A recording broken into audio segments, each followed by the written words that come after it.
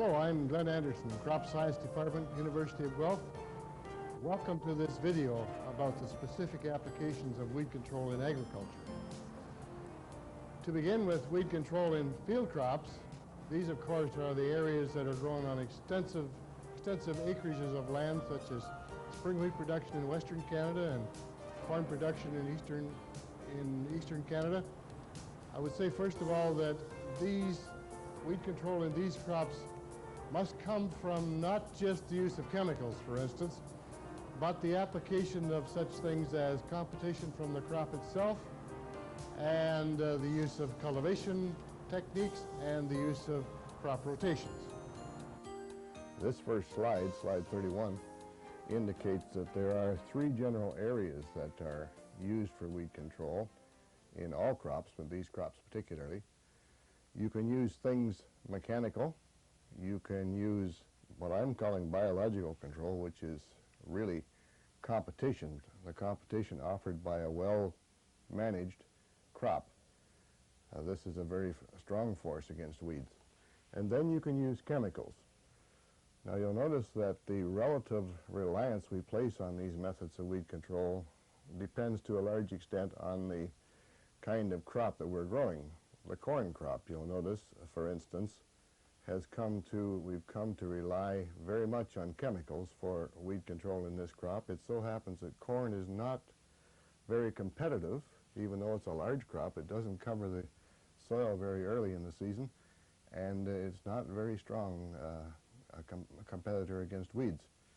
You'll notice there is a little bit of weed control that we can get from mechanical methods in corn, methods such as inter-row cultivation can be used, but basically when we're talking weed control in corn at the present time, we're talking fairly heavy use of chemicals. You'll notice on the other side of the slide, when we're talking about perennial forages, you will see here there's very little reliance on chemicals, very few things that can be done using herbicides for weed control, and here we rely very heavily on such things as the mowing operation, the harvesting operation, which helps to prevent weeds from going to seed, of course. And we rely very heavily on competition from the crop. Perennial forages like alfalfa or birdsfoot trefoil or brome or timothy, of course, will give competition because they are perennials. They're there, ready to grow first thing in the spring.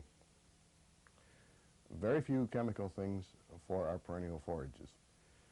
You'll notice that the cereal grains, again, more chemicals can be used on cereals than with forages, but again, the heavy reliance is still on competition from the crop. The cereals are very competitive. They cover the soil very early in the spring, and they cover the soil fairly completely. And certainly a winter cereal is an excellent competitor against weeds. And then the cereals, both spring and winter, do allow the possibility, since these crops do not take up the whole growing season for production, they do allow times for cultivation, that is, times for mechanical methods of control either before or after before the crop is planted or after it's harvested. And then soybeans, you can see a very competitive crop, but many chemical possibilities. Now that is the basic thing that always has to be kept in mind. The successful weed control operation in field crops depends on a mixture of the three methods of control. Now I'd like to go through some of the major weeds that we have troublesome in Ontario to illustrate some of the methods of control. This next slide, slide 32, shows quackgrass, which is a perennial, and first few slides are going to be dealing with control of perennials. Whenever we're talking about control of perennial weeds, we have to realize that the underground parts are the most important part of the weed, the parts that are difficult to see. And basically with perennial weed control, we have to do things to control them to reduce the amount of energy stored in the underground parts of the weeds, be they rhizomes or tubers or whatever they might happen to be. These quackgrass rhizomes have a great deal of energy stored in them, and buds, of course, every inch or so along the rhizome, and a great capacity for regeneration. Now, the control of quackgrass is basically, as I mentioned, as with many other perennial weeds, a matter of reducing the carbohydrate storage. So it can be done with repeated long-term cultivations. It can be done completely mechanically, with the objective being to pull up the quackgrass rhizomes, perhaps getting them to dry in the middle of summer if it's a summer fallow operation that's going on. But that operation has to be carried on very thoroughly for at least a year and a half. So with cultivation, to control quackgrass, you will probably lose a large portion of at least one growing season. Quackgrass control comes fairly easily with the corn crop. If you can be in a situation to grow corn for 2 or 3 years, then applications of atrazine, as recommended in, say, the Guide to Chemical Weed Control, OMAF Publication 75, split applications of atrazine, 2 pounds in the fall, 2 pounds in the spring, and maybe another 2 pounds in oil, will provide residues of atrazine for a year and a half, at least, residues high enough to prevent quackgrass from sending new carbohydrates down to add to the reserves in the rhizome system. And with this atrazine application, providing the rates are used as directed, that is the least expensive way of controlling quackgrass. But the thing is, of course, you have to grow corn for 2 or 3 years in a row until the residues disappear.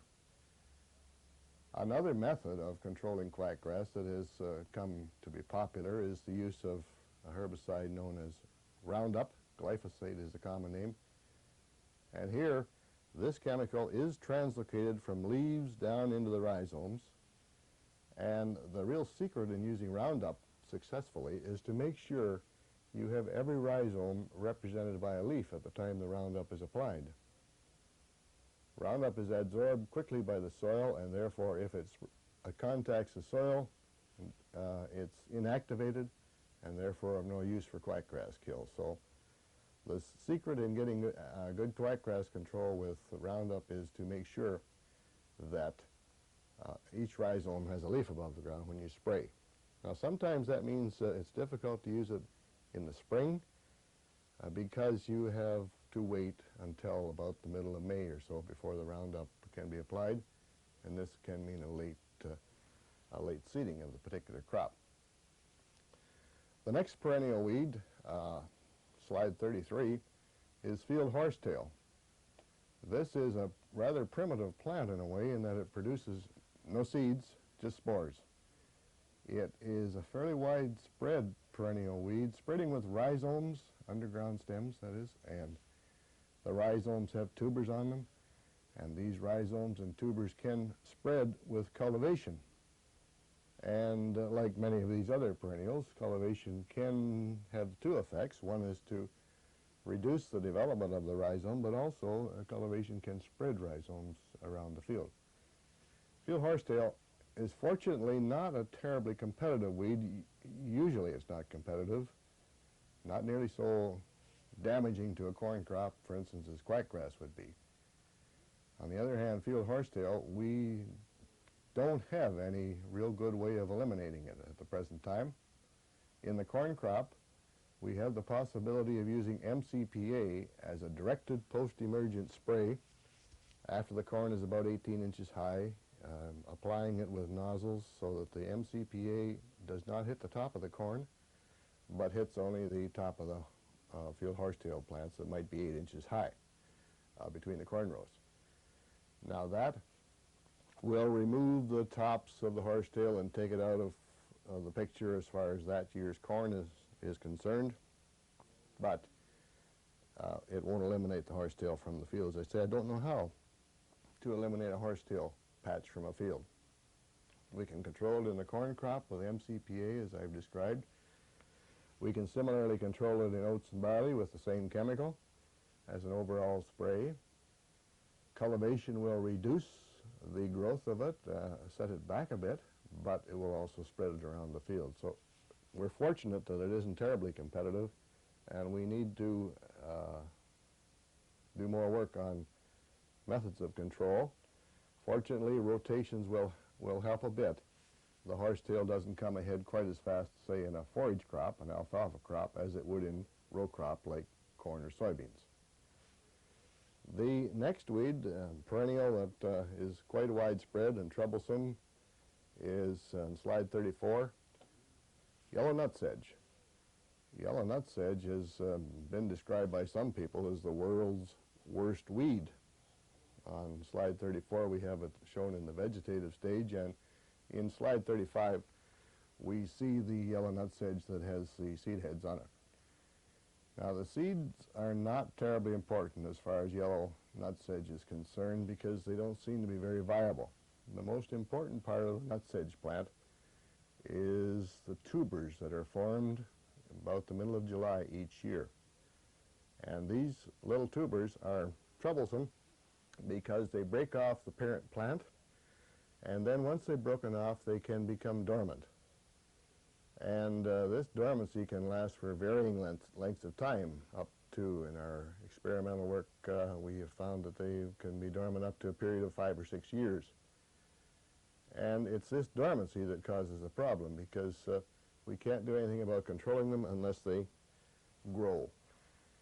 Now we can control yellow nutsedge on a year-by-year basis in most crops, but again it takes a long period to eliminate a patch from a field. Control can be obtained in a corn crop, for instance, by using a herbicide, incorporating a herbicide known as dual or metolachlor. That does an excellent job of taking it out of the picture as far as the corn crop is concerned that year. Or thiocarbamates, eptam, eradicane, sutan, butylate, are other herbicides that could be incorporated, and with the corn, that can be taken out, the nutsedge can be controlled for that year, but it has to be done on a year-by-year basis. Similarly, there are control measures that can be used with soybeans, with, say, alfalfa, the new seeding of alfalfa, eptam can be used. There are chemical controls for this particular weed. One of the best ways of, if you have a nutsedge patch that's troublesome and can use forages, I find that alfalfa keeps nutsedge hidden very well. Once you have the perennial alfalfa stand there, the nutsedge doesn't seem to develop. It'll back up and back up. In fact, 6 or 7 or 8 years of a pure stand of alfalfa would probably eliminate a nutsedge patch. So we have found, again, rotations are very helpful. The nutsedge comes ahead very much if you have using row crops like corn. Slide 36, the milkweed, a heavy stand of milkweed in a pasture field. This weed is, again, fairly widespread and, again, comes ahead very much in our row crops. The milkweed is at best controlled with, again, Roundup or aminotriazole applied at the time the milkweed is flowering, about the stage that is shown in this slide. This is the time to put Roundup on for milkweed control. In order to get effective control of milkweed, you have to get excellent translocation of a herbicide like Roundup down into the root system, and slide 37 indicates the kind of system we're often talking about with perennial weeds. The troublesome part of perennials is, again, the part that you can't see, the hidden part, like an iceberg. Much of the important part is out of sight. And in this case, you see milkweed. This is grown in a box in disturbed soil, of course. But we had the root system growing down in one season on this particular milkweed plant, going down to a depth of 4 feet into the soil. And strangely enough, or interestingly enough, we could see that a bud from the bottom of the box we found could grow up through 3 or 4 feet of soil and produce a new plant. And this indicates that if you're going to kill the milkweed plant, you have to have a chemical or some other method of control that'll kill those buds on the milkweed root down to a depth of at least 3 or 4 feet in the soil. Cultivation can do a good job in taking milkweed, killing the milkweed roots out of the top foot of soil, but you might think you've eliminated a patch of milkweed with cultivation, but I must remind you that before you start to celebrate and think that you have eliminated the patch, wait a year or so till you see that the buds have not come up from down below. This milkweed situation is similar to a number of other perennial weeds where extensive root systems are present. You have, for instance, in slide 38, field bindweed taking moisture away from this corn. Very definitely, this is another example of a persistent perennial. This one has even a deeper root system than milkweed. Those who have taken time to dig down into the roots of field bindweed have found them down as deep as 30 feet into the soil. So there's a very extensive root system on this particular weed, and you have to be very persistent in order to take away the energy from the entire root system of field bindweed. In a corn crop, and this corn in this slide looks like it's too late essentially to do anything, but a little bit earlier it would have been possible to again use drop pipes, direct dicamba down below the top of the corn to remove the top growth of the field bindweed. It is quite likely, since the bindweed has such an extensive root system, that one application of dicamba would not do the job completely. You'd probably have to come back in again 2 or 3 years in a row in order to eliminate a patch. But you have to remember that that very extensive root system is the main source of the problem with all of these perennials. One other perennial I've selected is very familiar on slide 39, dandelion. Dandelion, of course, is normally a common weed in lawns, roadsides, waste places. We don't normally consider it as much of a problem in our field crops. However, there's a couple points I'd like to mention here. First of all, we do see it very often present in perennial forages like alfalfa. And we have no good control measures for them. It so happens that our studies indicate that we can't show any financial return to a farmer which would come from taking dandelions out of an alfalfa field. The dandelions actually are quite nutritious. The leaves are quite high in protein, and actually some studies indicate that they can stimulate the flow of milk. They seem to come in when the alfalfa dies out for other reasons. So the dandelions are sort of a symptom of the fact that the alfalfa stand needs to be renewed. Some of our modern forage production methods have seemed to worsen the dandelion situation. The more often you cut alfalfa in a year, the more quickly the dandelions will invade. And also, if you grow pure stands of alfalfa, you'll find that the dandelions will come in more quickly than if you had an alfalfa grass mix. And so, although they're very noticeable, very troublesome weed to farmers as far as the eye is concerned, they don't look very sightly, we haven't yet been able to show that you can get money back from taking them out of an alfalfa field. Now, I mentioned dandelions here for another reason. We have some farmers reducing the amount of tillage that they use for production of corn and some other crops, and this is a kind of a modern trend to try to grow crops without plowing. There's a number of good reasons for it.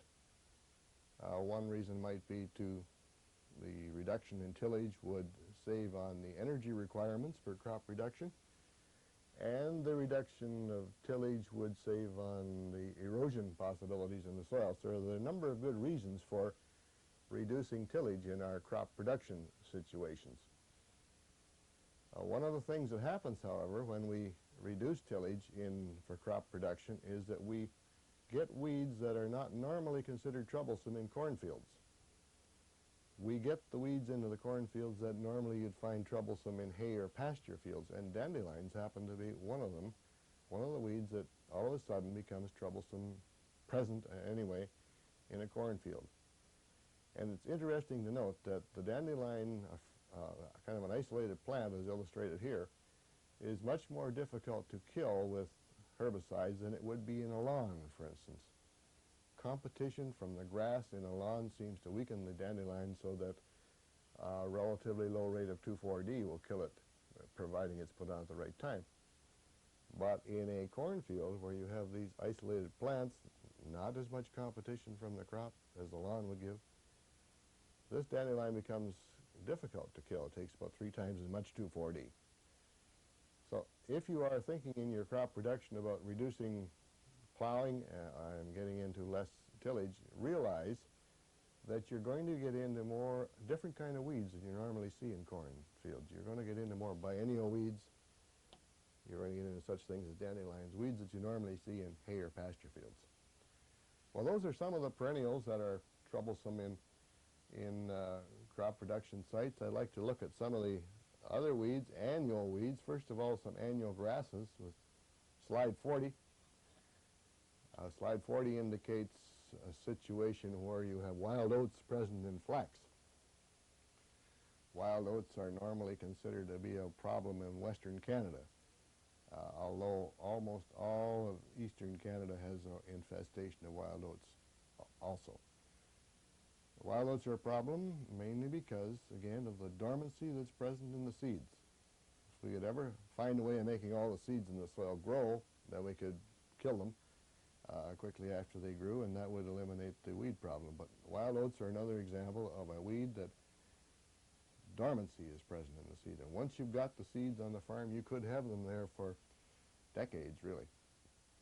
One thing about wild oats, the importance of rotations is drawn to light here. Wild oats, you may not notice them on your farm as long as you have a rotation of corn, forages, cereal crops.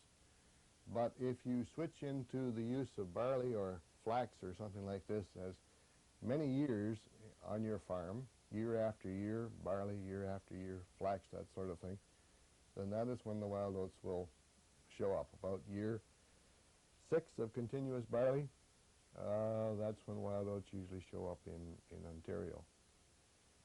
So rotations are really the answer to wild oats. However, with barley, with wheat, with flax, with corn, with soybeans, there are chemical methods of control too, which are illustrated again in places like Publication 75, Guide to Chemical Weed Control, and these work quite effectively if they're put on at the right stage.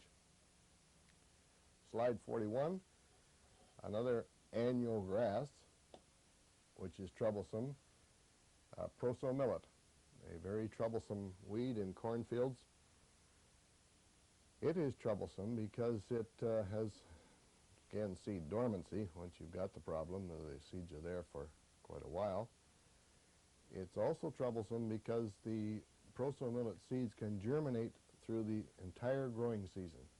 They can start in the spring and they carry on right into September, and you can have new plants starting to grow. And those new plants in September can be viable enough that they can produce seeds, and so they can still be quite troublesome.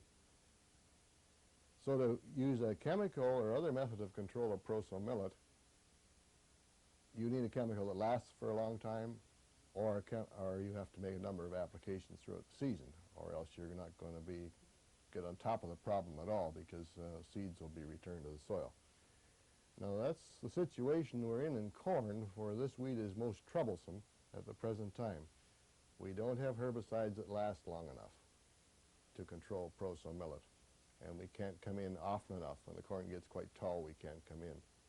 And so if you have this weed and you grow corn, you're probably going to find the weed will get worse and worse and worse because of the fact that the thiocarbamates that do an excellent job of controlling the proso millet for a period of about 6 weeks just don't last long enough. Some people have had to go out of corn for a while. They've had to go 2 rotations, which is an excellent method of proso millet control, because it so happens in spring cereals like oats or barley, the proso millet doesn't have a chance. And in forages, alfalfa, for instance, the proso millet doesn't have a chance. And so once it's in those crops, you don't notice the proso millet on the field. And if you can keep it in those crops for 6 or 8 years, then many of the weed seeds that are in the soil will die. So the answer really for proso millet control is is rotation, providing, of course, you can use the crops. Otherwise, if you're going to grow corn and have this weed, you're going to have this weed for a long time. Slide 42 gets us into some of the broadleaf annual, or in this case, a biennial weed. This is stinkweed. It's called field peppergrass is another name for it. It's a biennial. Example of a kind of a weed that would be troublesome in winter cereals. Winter wheat, for instance, winter rye, could have this stinkweed problem develop. It can start in the fall and just be a little rosette in the fall, and then next spring, very early next spring, it would flower and produce seeds. The control of the stinkweed in winter wheat is application of a chemical called bromoxynil. In the fall really is the best time to do it. Very often this weed is flowering by the 1st of May, and sometimes it's too wet to get on the land in the winter wheat fields in the end of April or early May to put on something like 2,4-D or bromoxynil. The fall is really the best time to put on the bromoxynil for control of this weed in winter wheat. Another broadleaf annual weed is on slide 43, velvet leaf.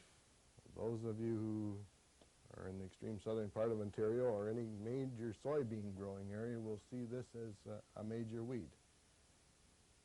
It is a major weed because, again, of the dormancy in the seeds. And in this case, the fact that the weed grows very tall, produces seeds, quite prolific seed production. The weed is interesting in that it will grow about 2 feet taller than any crop that it's in. 2 feet taller than corn or 2 feet taller than soybeans. It just seems to grow a little bit taller in the crop and then quits growing. Velvet leaf, again, there are chemical methods of control of this weed. People who are just getting started in crops like soybeans would be very well advised to cruise their fields in the middle of summer and look for the first velvet leaf plants that show up on their farm. Very often they come in from places like seed or trucks delivering feed or some means like that. Seeds first come to the farm and show up as a few plants here and there throughout the field in the first year. If you're awake enough to and take time to go through the soybean or corn fields and be on the lookout for velvet leaf, you can nip the problem in the bud, really, by pulling out the plants, carrying them carefully to the edge of the field, and destroying them in the fence row.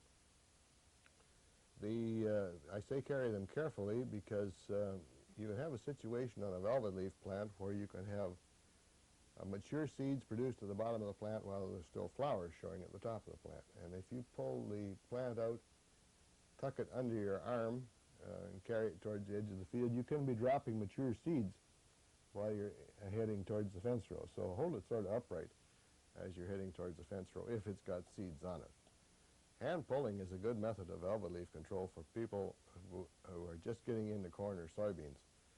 Otherwise, you're into chemical methods of control, which are again mentioned in publication 75. Velvet leaf, again, doesn't show up as much of a problem in cereals or forages, so rotations would help there too.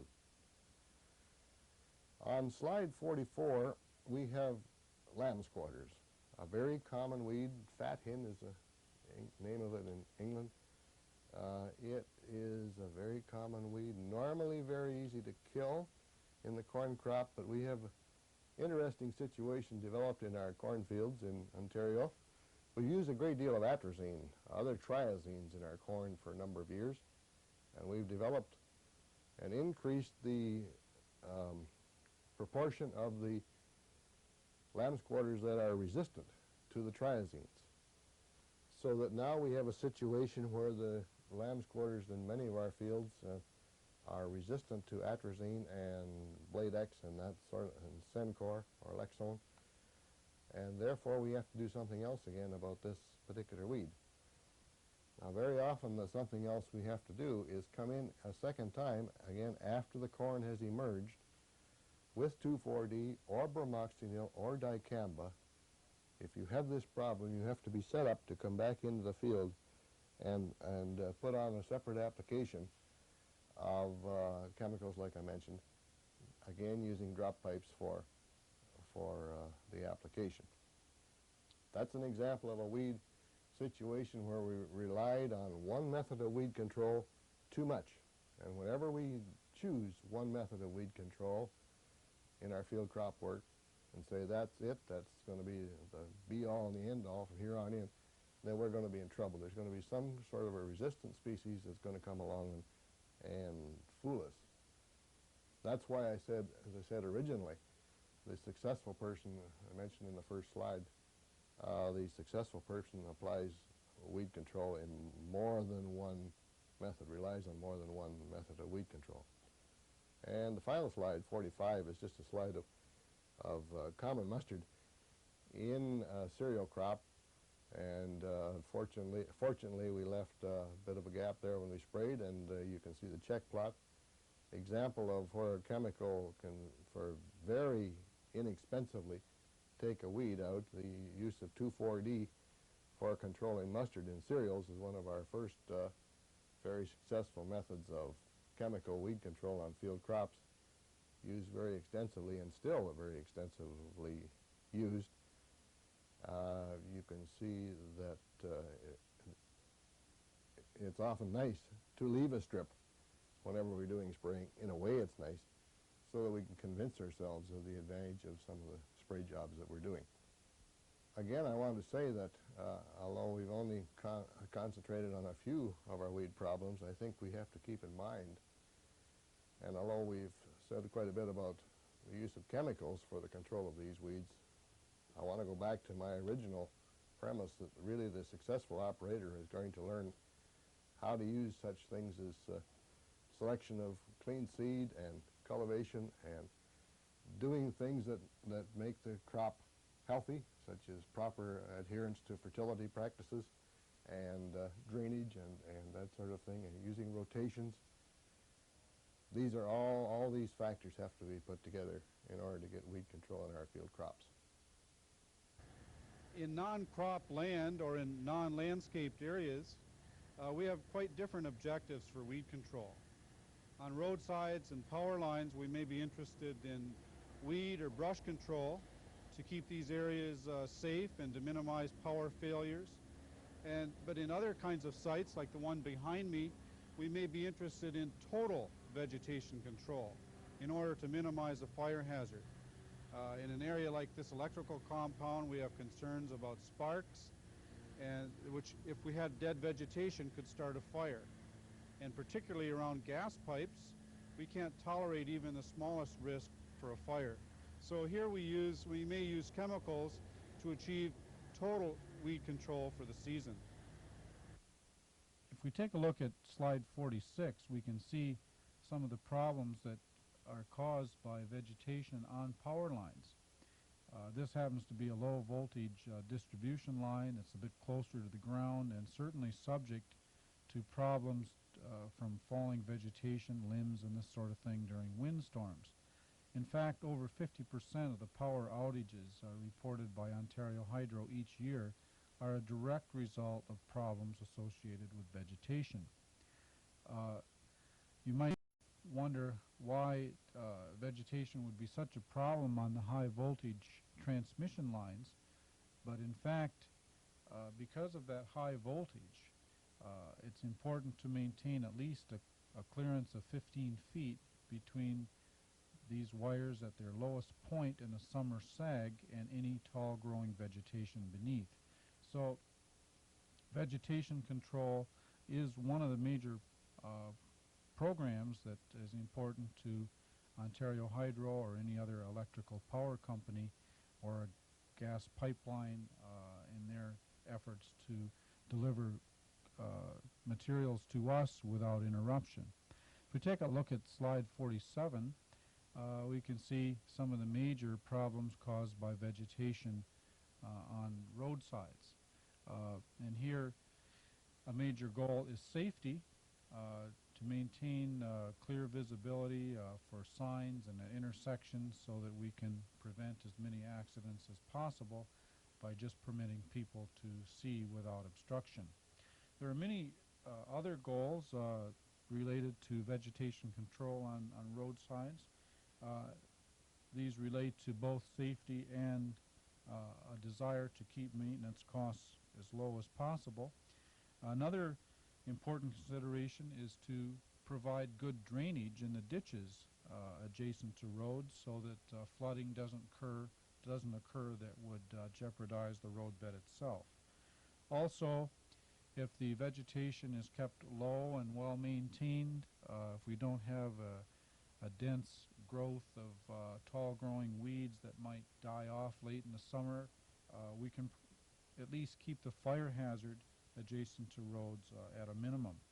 Also, this taller growing vegetation adjacent to roads, at least in our climate, causes a drifting of snow, and if it's immediately adjacent to the roads, it's going to put the snowdrift right on the roadbed itself.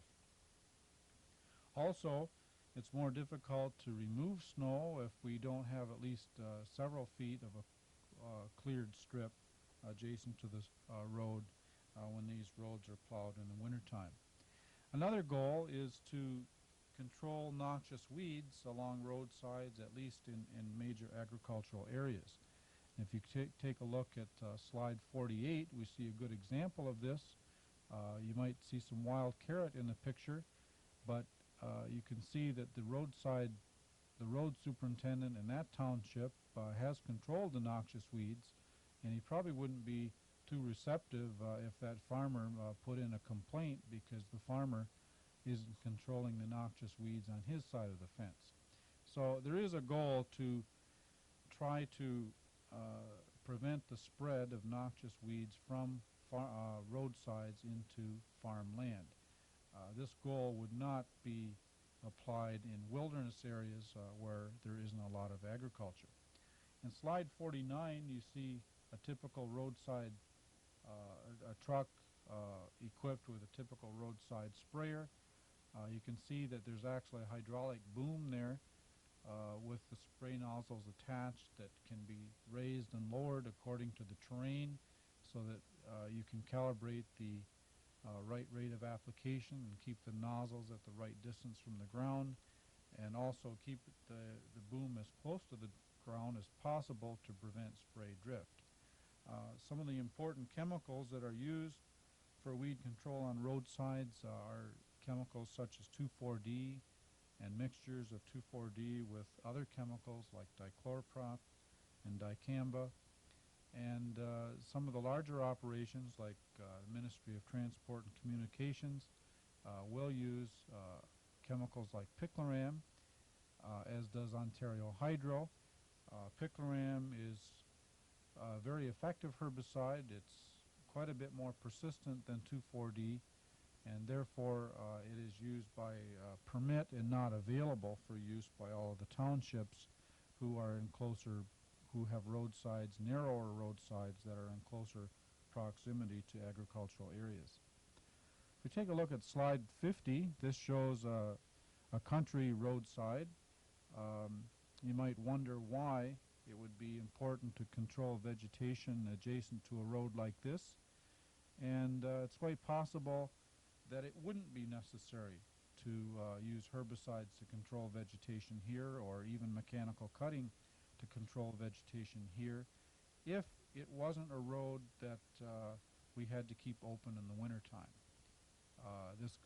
Roads like this can be beautiful wilderness drives, but if we have to keep them open in the wintertime, we have to also have some plan for vegetation control that would permit snow removal and would minimize snow drifting, even in these rural areas. But certainly this is not an area that we would be concerned about noxious weeds, because there are not farms nearby. Slide 51 shows a typical brush spraying operation on a power line.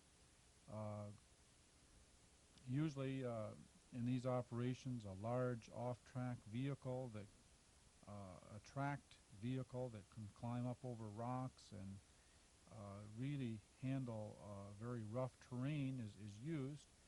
And attached to this are Of course, a huge tank and a pump for pressure, and then usually 3 hoses with guns attached, spray guns attached. And then there will be one person driving the vehicle, a truck for bringing water to the site, and then 3 sprayers walking behind the vehicle.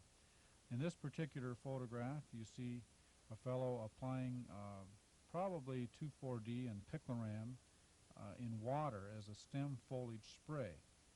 This is the approach that they would use in early summer, just after the brushy vegetation has reached its sort of maximum leaf development, and would start then moving sugars down to the roots.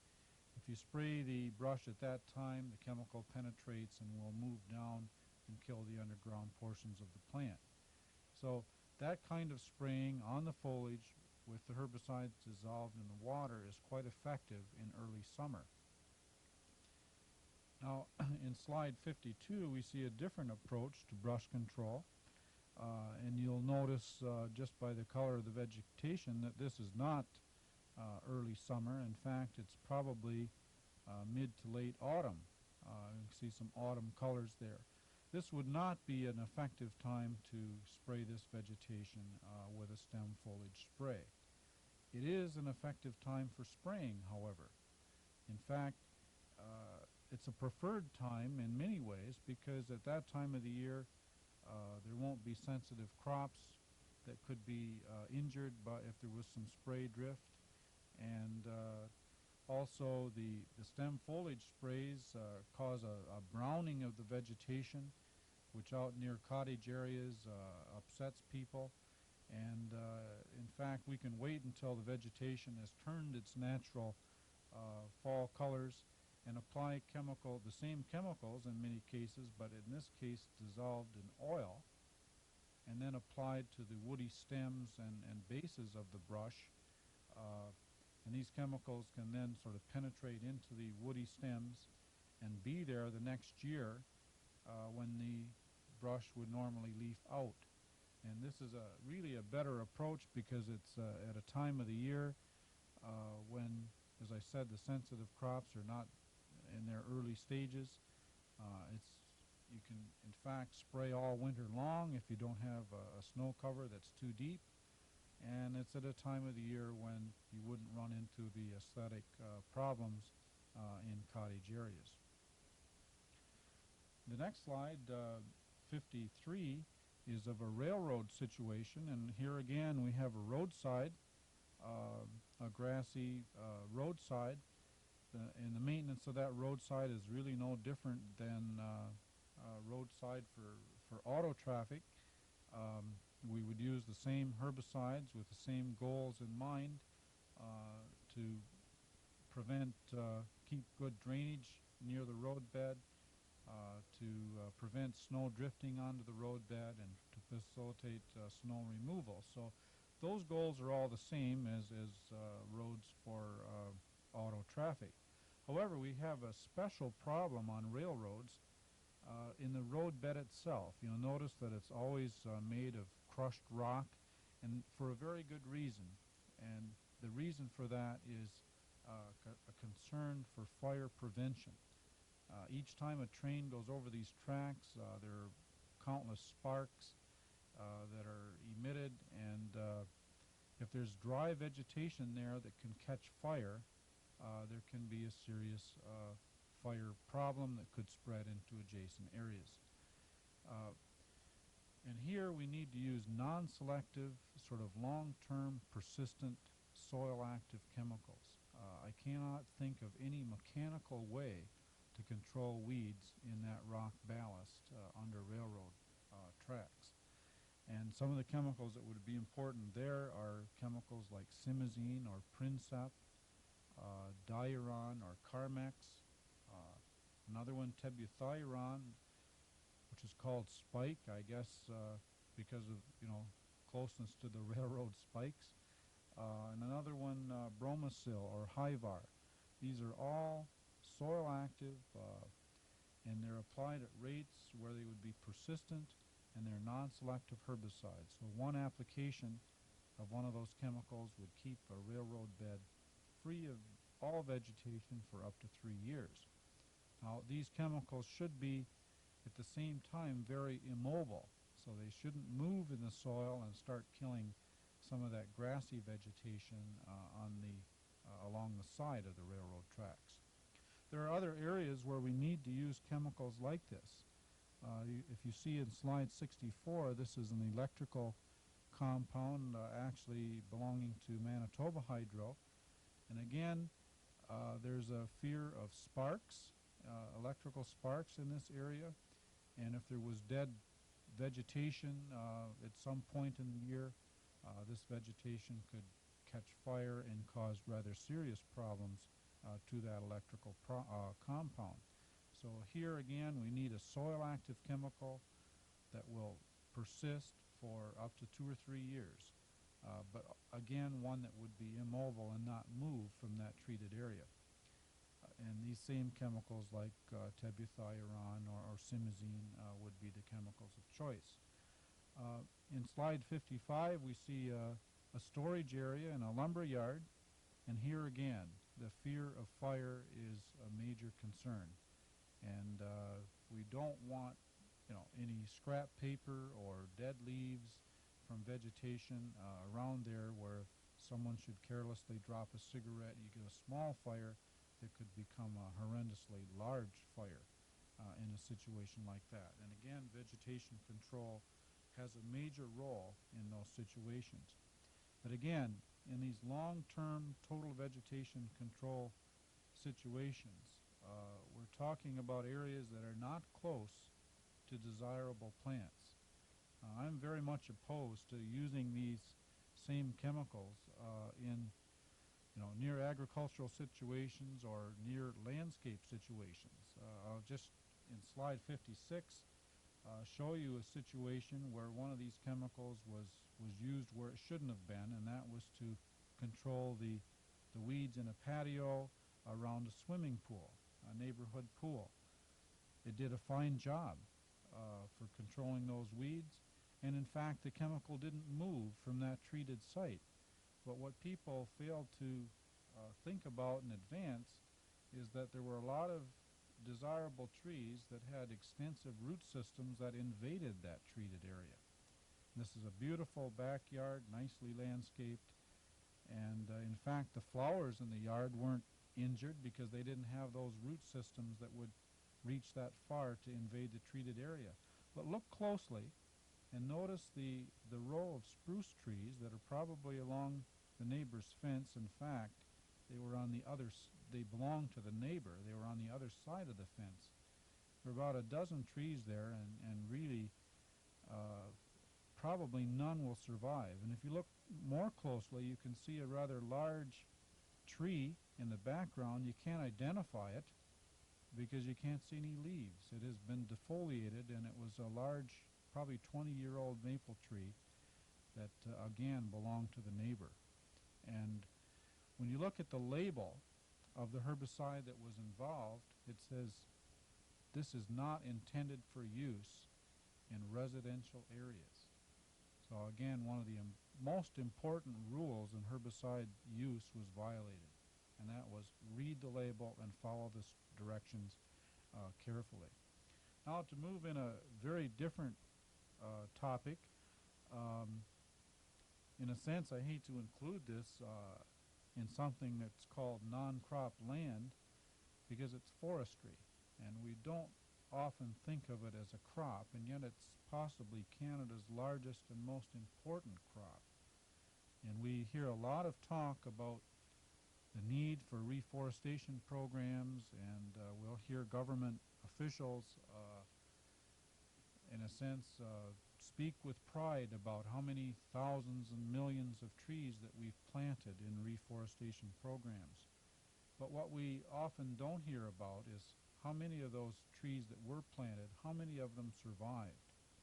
And so we have some major questions to answer in this area, and they do relate to some questions of herbicide use. In slide 57 there, you see a beautiful young tree seedling that's been planted in a reforestation project. In slide 58,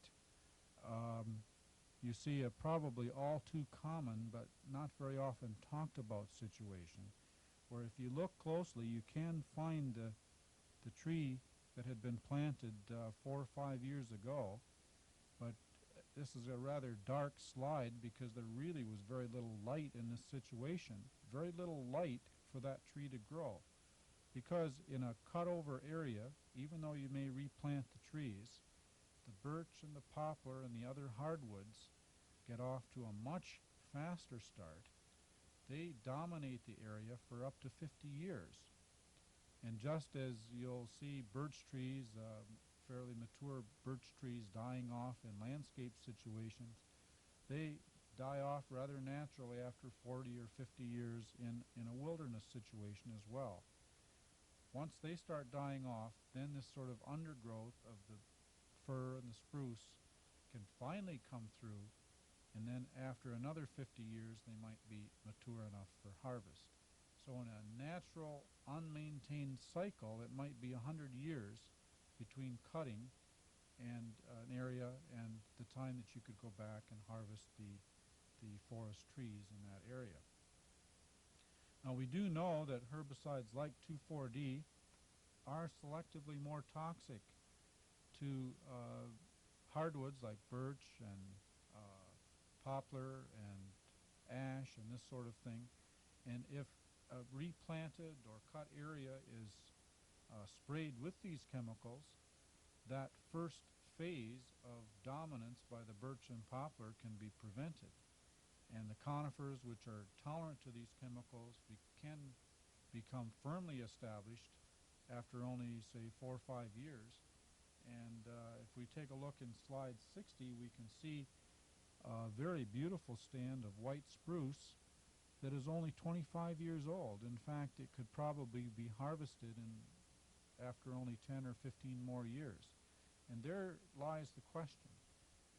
We have vast forest areas in this country. If Canada wants to maintain a forest industry, they're going to have to figure out some way to protect these trees that are planted. And the big question is whether or not this should be done with chemicals. You can be sure that this raises lots of questions in favor and against the use of herbicides in such a large environment. But it's a very major question, and you people might be part of the answer. So that's just a general overview of weed control and brush control in areas where we aren't growing food crops, I guess, in areas along roadsides, power lines, storage yards, and even forest environments.